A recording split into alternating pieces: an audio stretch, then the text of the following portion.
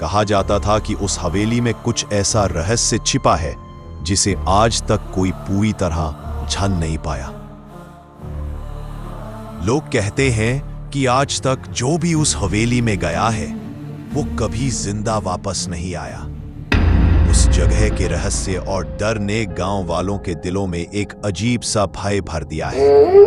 शाम ढलते ही कोई उस हवेली की तरफ देखने की भी हिम्मत नहीं करता।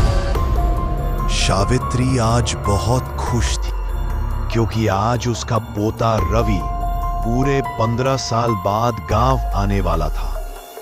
वह बेसब्री से अपने पोते के आने का इंतजार कर रही थी।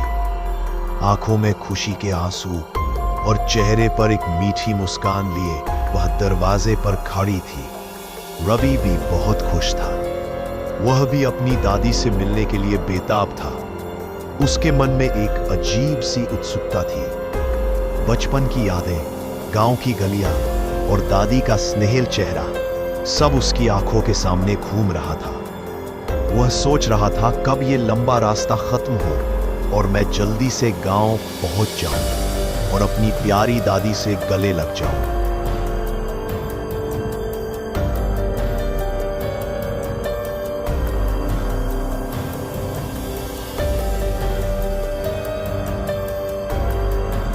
बस से उतरते ही रवि गांव की ओर बढ़ने लगा। रास्ते में फैली हरियाली, खेतों की खुशबू और ताजी हवा ने उसके मन को सुकून से भर दिया। वह हर चीज को देखकर मुस्कुरा रहा था, जैसे हर पेड़, हर गली उसे पहचान रही हो। चलते चलते वह आखिरकार अपनी दादी के घर पहुंच गया। जैसे ही उसने दरवाजे पर कदम रखा, वहां सावित्री दादी पहले से ही उसका इंतजार कर रही थी।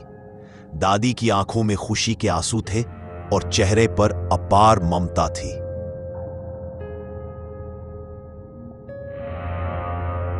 बेटा रवि, मैं आज बहुत खुश हूं। अब तू आ गया है ना, तो मैं तुझे इतनी जल्दी जाने नहीं दूंगी। देख, मैंने तेरी पसंद का सब कुछ बनाया है। तेरी पसंद की बिरयानी बनाई है, साथ में अंडे, जूस और ताज़ा सलाद भी रखा है, खीर और वो आम का अचार भी जो तू बचपन में बहुत शौक से खाता था। दादी, आप बहुत अच्छी हो। इतने सालों बाद भी आपको मेरी हर पसंद और नापसंद का कितना ध्यान है। सच में आपकी ममता और प्यार जैसा कोई नहीं। रवि और दादी ने उस दिन बहुत सारी बातें की। बचपन की शरारतें, पुराने किस्से, गांव के लोग और रवि के शहर के अनुभव, सब कुछ जैसे एक अंतहीन सिलसिला बन गया। दोनों हंसते रहे, भावुक होते रहे और समय कब बीत गया उन्हें पता ही नहीं चला। उस दिन दादी का आंगन फिर से जिंदा हो उठा था। दिन भर की थकान के बाद रवि सोने लगा। गांव की ठंडी हवा, दादी के घर की सुकून भरी शांति और तकिए से आती पुराने दिनों की खुशबू ने उसे गहरी नींद में सुला दिया। अगली सुबह रवि जल्दी उठ गया और तैयार होकर अपने बचपन के दोस्तों किशन और श्याम से मिलने निकल पड़ा। रास्ते भर उसके चेहरे पर एक अलग ही उत्साह था। वर्षों बाद वो अपने उन्हीं यारों से मिलने जा रहा था जिनके साथ उसने बचपन की सबसे खूबसूरत यादें जी थीं। जैसे ही तीनों की मुलाकात हुई, उनके चेहरे खुशी से खिल उठे। रवि को देखकर किशन और श्याम भी बहुत खुश हुए। बचपन की यादें ताजा हो गईं। तीनों ने घंटों बातें की, खूब हंसी मजाक किया और पुराने किस्सों को याद करते रहे। इसके बाद किशन और श्याम ने कहा, चल रवि, तुझे गांव की सैर कराते हैं। देख कितना बदल गया है गांव। फिर तीनों साथ मिलकर गांव की गलियों, खेतों और मंदिरों की सैर पर निकल पड़े। रास्ते में वो बातें करते, हंसते खेलते आगे बढ़ते रहे। वो तीनों घूमते घूमते जंगल की ओर बढ़ गए।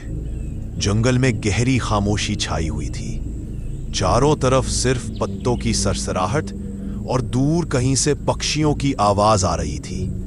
रवि, किशन और श्याम मस्ती करते हुए आगे बढ़ते रहे और उन्हें पता ही नहीं चला कि वे कब उस डरावनी हवेली के पास पहुंच गए। जैसे ही रवि की नजर उस हवेली पर पड़ी, वो हैरान होकर उसे देखने लगा। पुरानी टूटी दीवारें झूलते हुए सूखे पेड़ और हवेली की बड़ी बड़ी खिड़कियां उसे घूरती सी लगी। किशन और श्याम ने जैसे ही हवेली को देखा, उनके चेहरों का रंग उड़ गया। दोनों डर के मारे कांपने लगे। रवि हैरान होकर हवेली को देख रहा था। किशन डरते हुए कांपती आवाज में रवि से कहता, अरे भाई, ये तू उस हवेली को क्या इतने ध्यान से देख रहा है? वो हवेली शापित है। बड़े बुजुर्ग कहते हैं कि इस हवेली में भयंकर आत्माएं बसती है। जो भी वहां जाता है वो कभी वापस नहीं आता। चल, जल्दी यहां से चलते हैं। रवि किशन की ऐसी बात सुनकर जोर जोर से हंसने लगता है और उसकी बात का मजाक उड़ाते हुए कहता है, अरे किशन, तू भी ना बचपन में भी तू ऐसे ही डरता था और अब भी वैसा ही है। इतनी सी पुरानी हवेली से डर रहा है। अरे भूत वूत कुछ नहीं होता, ये सब बस मन का वहम है। रवि, मजाक मत उड़ा। जब तू यहां था नहीं, तब तक पता नहीं तुझे क्या क्या हुआ है इस हवेली के पास। कई लोग यहां से कभी लौटे ही नहीं, और जो लौटे वो पागल हो गए। अरे श्याम, तू भी क्या किशन की इन बातों में आ गया? मैं तो इन सब बातों पर बिल्कुल भी विश्वास नहीं करता। ये हवेली ववेली, भूत प्रेत सब बेकार की बातें हैं। डरने से कुछ नहीं होता। रवि, तू नहीं जानता, यह हवेली सच में शापित है। गांव के बड़े बुजुर्ग भी इसके बारे में बात करने से कतराते हैं। इस हवेली के बारे में जितनी कहानियां सुनी है, उतनी किसी और जगह की नहीं सुनी। यहां कुछ तो है। रवि श्याम और किशन की बातें सुनकर फिर से जोर जोर से हंसने लगा। रवि, तू हंस ले जितना हंसना है, लेकिन जब हवेली की सच्चाई सामने आएगी ना, तब तेरा ये हंसना सब गायब हो जाएगा। कुछ बातें मजाक नहीं होती। अच्छा ठीक है, अब तुम लोग इतना डर रहे हो तो मुझे भी बताओ, आखिर क्या है इस हवेली की सच्चाई? ऐसा क्या हुआ है यहाँ जिससे तुम दोनों इतनी दहशत में हो? श्याम की आंखों में डर साफ झलक रहा था। किशन भी डर के मारे कांप रहा था और दोनों डरते हुए रवि को देख रहे थे। रवि, इस हवेली की कहानी बहुत डरावनी है। कहते हैं कई साल पहले इस हवेली में ठाकुर वीरचंद नाम का जमींदार रहा करता था। बहुत अमीर था वो, लेकिन उससे भी ज्यादा लालची और बेरहम। उसे अपनी जायदाद और धन दौलत के अलावा कुछ भी प्यारा नहीं था। उसकी एक बेटी थी, सुंदर, भोली और मासूम। वो अपने दिल से किसी गरीब लड़के से प्यार करने लगी थी। जब ठाकुर को ये बात पता चली तो वो आग बबूला हो गया। उसने अपनी बेटी को हवेली के तहखाने में जिंदा दफना दिया। उसी रात से इस हवेली का सारा रंग रूप बदल गया। रवि, उस जमींदार ने सिर्फ अपनी बेटी को ही नहीं मारा, उसने उस लड़के को भी मौत के घाट उतार दिया जिससे उसकी बेटी मोहब्बत करती थी। कहते हैं जब वो लड़की मर रही थी, तब उसने पूरे हवेली को श्राप दे दिया था। उसने कहा था, इस हवेली में अब कभी चैन और खुशहाली नहीं रहेगी। मैं मर भी गई तो भी इस हवेली में आने वालों को जिंदा नहीं छोड़ूंगी। मैं इस हवेली की रूह बनकर यहां भटकती रहूंगी। रवि, उसके बाद से हवेली उजड़ी पड़ी है। जो भी हवेली के अंदर गया वो या तो कभी वापस नहीं आया या फिर पागल हो गया। अब तो गांव के लोग हवेली के आसपास भी नहीं जाते। कहते हैं उस लड़की की आत्मा आज भी हवेली में भटकती है।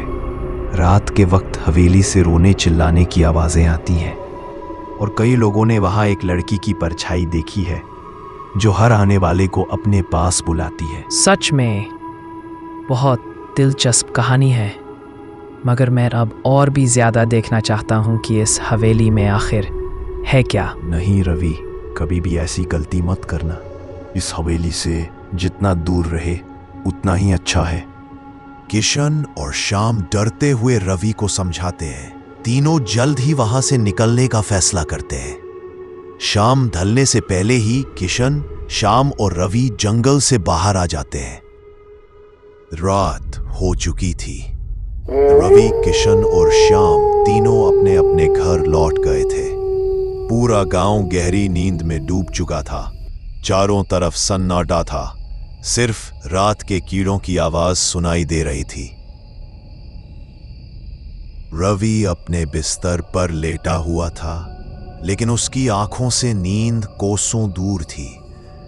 वो करवट बदलता रहा, आंखें बंद करने की कोशिश करता रहा, पर उसके दिमाग में सिर्फ वही हवेली घूम रही थी। कभी हवेली की टूटी फूटी दीवारें, कभी उस लड़की की परछाई, कभी श्याम की कांपती हुई आवाज, तो कभी किशन की डरावनी बातें, सब उसके मन में गूंज रही थी। रवि सोचने लगा, क्या सच में वो हवेली इतनी डरावनी है या बस लोगों के मन का वहम है? अगर सच में वहां कोई रहस्य है तो उसे देखे बिना चैन नहीं मिलेगा। आखिरकार रवि ने तय कर लिया कि वो खुद अपनी आंखों से उस हवेली की सच्चाई देखेगा। उसकी जिज्ञासा अब डर से कहीं ज्यादा बढ़ चुकी थी। उसने अपनी लालटेन उठाई और दबे पांव घर के बाहर निकल गया। गांव की गलियां सुनसान पड़ी थी, हर ओर सन्नाटा था। ठंडी हवा चल रही थी जो पेड़ों की पत्तियों को सरसराहट के साथ हिला रही थी। चारों तरफ गहरा अंधेरा था, बस रवि की लालटेन की हल्की सी रोशनी थी जो उसके रास्ते को जगमग कर रही थी। रवि के कदम हवेली की ओर बढ़ते जा रहे थे। हर कदम के साथ उसका दिल और तेज धड़कने लगा, मगर उसकी आंखों में डर नहीं, बस जिज्ञासा थी। रवि चलते चलते आखिरकार हवेली के पास पहुंच गया। उसके सामने अब वो पुरानी, जर्जर और भूतिया हवेली थी, जिसकी दीवारें समय के साथ टुकड़ों में टूट चुकी थीं। चारों तरफ सूखे पेड़, झुकी हुई छत और टूटी खिड़कियां हवेली को और भी डरावना बना रही थी। रवि हवेली के बड़े जंग लगे दरवाजे के सामने खड़ा हो गया। उसने हवेली को गौर से देखना शुरू किया। हवेली की दीवारों पर उगती बेलें और काई की मोटी परत इस बात की गवाही दे रही थी कि वहां बरसों से कोई नहीं आया। रवि हल्की मुस्कान के साथ बड़बड़ाया, किशन और श्याम भी ना लोगों की सुनी सुनाई बातों में आ जाते हैं। सबको बेवजह डराया हुआ है इस हवेली ने। रवि अब हवेली के अंदर जाने लगता है। उसके चेहरे पर ना कोई डर था, ना ही कोई घबराहट। वो बेखौफ कदमों से आगे बढ़ता है, जैसे उसे किसी चीज का डर ही ना हो।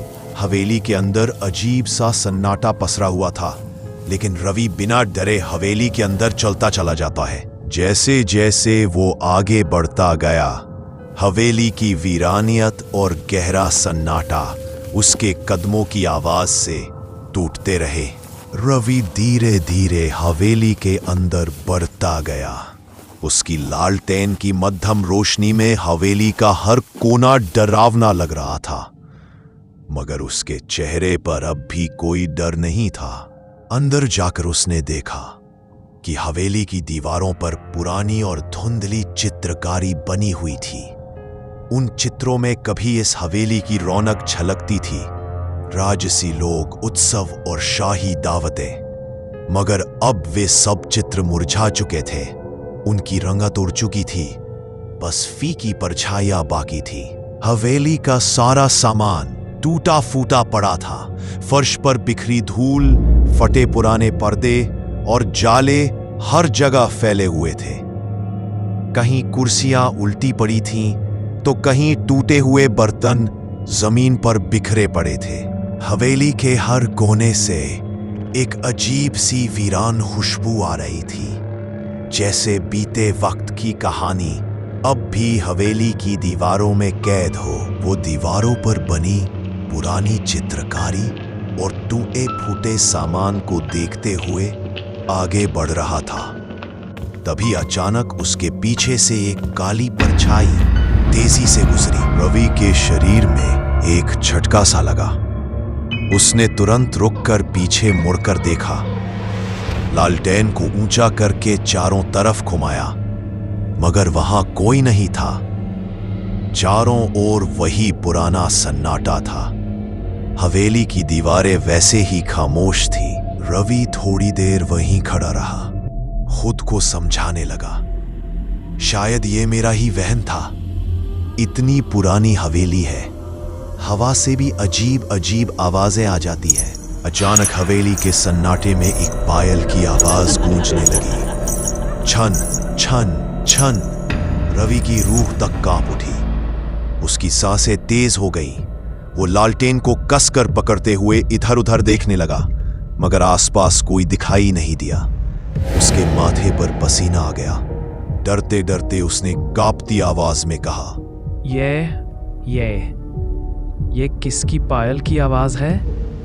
यहाँ तो कोई नहीं है। रवि डरते डरते उस दिशा में बढ़ने लगा जिधर से पायल की आवाज आ रही थी।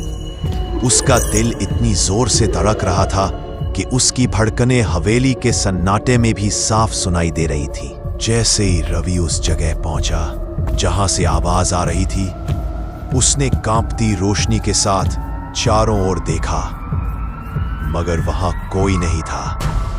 सिर्फ धूल, जाले और टूटी फूटी चीजें बिखरी पड़ी थी। हवेली का वही सन्नाटा फिर से लौट आया था। रवि का दिल अभी भी जोर जोर से धड़क रहा था। डर उसकी आंखों में साफ झलक रहा था, मगर उसकी जिज्ञासा अब भी कम नहीं हुई थी। रवि ने हिम्मत जुटाई और दूसरी तरफ बढ़ने लगा। उसके कदम धीरे धीरे आगे बढ़ रहे थे। तभी अचानक हवेली के सन्नाटे को चीरती हुई एक औरत के रोने की भारी आवाज हवेली में गूंज उठी।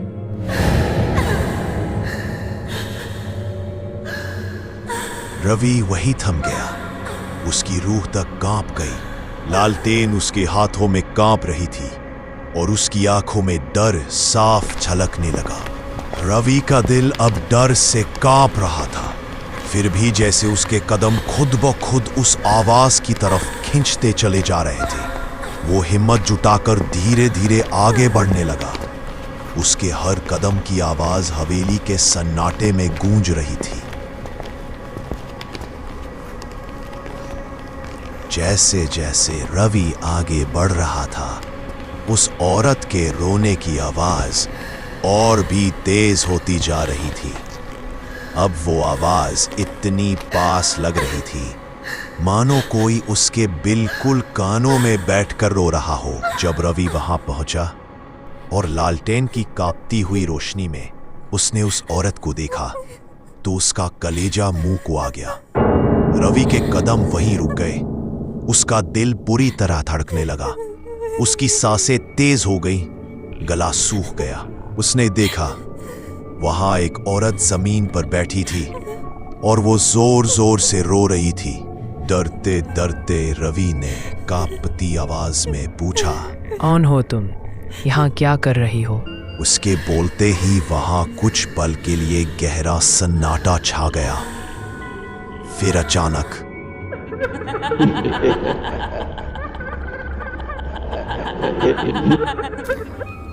वो औरत रोते रोते अब जोर जोर से हंसने लगी थी। रवि उस डरावनी हंसी को सुनकर पूरी तरह सहम गया। उसकी हंसी अब इंसानी नहीं लग रही थी, वो एकदम भयानक थी। वो औरत धीरे धीरे रवि की तरफ मुड़ी और वो औरत सीधी होकर खड़ी हुई। उस औरत का चेहरा देखते ही रवि की आंखें फटी की फटी रह गई। उसका चेहरा सड़ी गली त्वचा से भरा हुआ था, मानो किसी मुर्दे की लाश अब तक जिंदा हो। उसकी लाल चमकती आंखें सीधा रवि की आंखों में झांक रही थी, ऐसी नजरें जो किसी की रूह तक को चीर सकती थीं। उसके बाल उलझे हुए, बिखरे हुए और हवा में जैसे खुद ब खुद हिल रहे थे।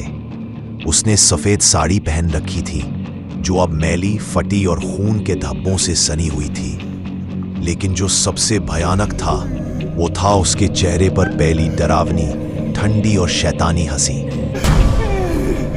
रवि का शरीर बुरी तरह कांपने लगा।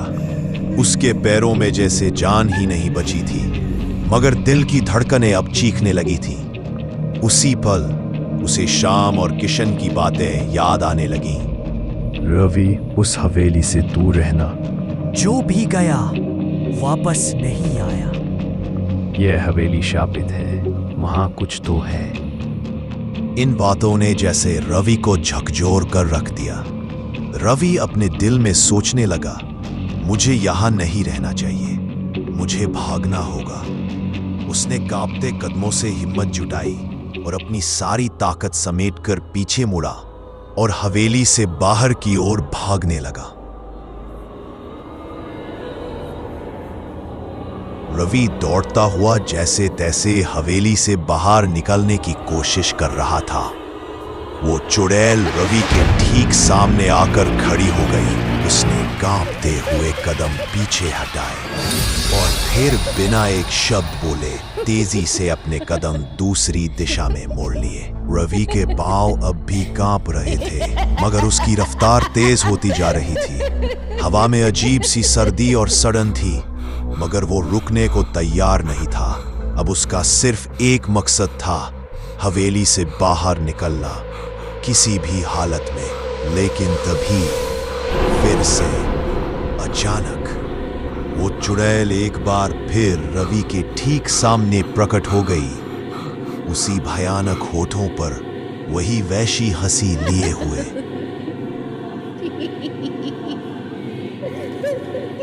रवि के पैरों ने इस बार जैसे साथ देना छोड़ दिया। उसके पैर जमीन में जम गए। वो चाहकर भी हिल नहीं सका। उसकी आंखें डर से फैल चुकी थी और मुंह से आवाज तक नहीं निकल रही थी। चुड़ैल ने अपनी लाल जलती आंखों से रवि को घूरते हुए कहा, तो मुझे और मेरी कहानी को मजाक समझ रहा था, है ना? तुझे लगा ये हवेली सिर्फ एक अफवाह है। अब देख वही कहानी तुझे निकलने आई है। रवि का पूरा शरीर पसीने से भीग चुका था। उसके रोंगटे खड़े हो गए थे। उसके सामने अब कोई साया नहीं, बल्कि वो आत्मा थी जिसकी पीड़ा को कभी किसी ने नहीं समझा। और रवि ने तो उस पर हंसने की हिम्मत कर ली थी। रवि अब पूरी तरह डर और पछतावे से भरा हुआ था और कांपती आवाज में बोला, मुझे माफ़ कर दो, मुझे नहीं पता था कि ये सब सच है। मैंने मजाक उड़ाया, गलती की, लेकिन मैं मरना नहीं चाहता।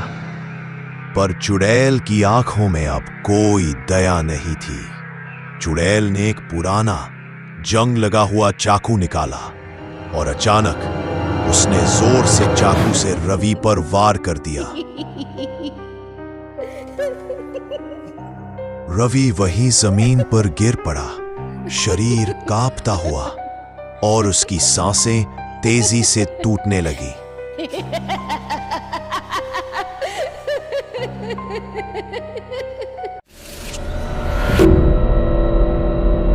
अगली सुबह गांव वालों को हवेली के टूटे हुए गेट के पास सूखे पत्तों और मिट्टी में रवि की लाश पड़ी मिली थी।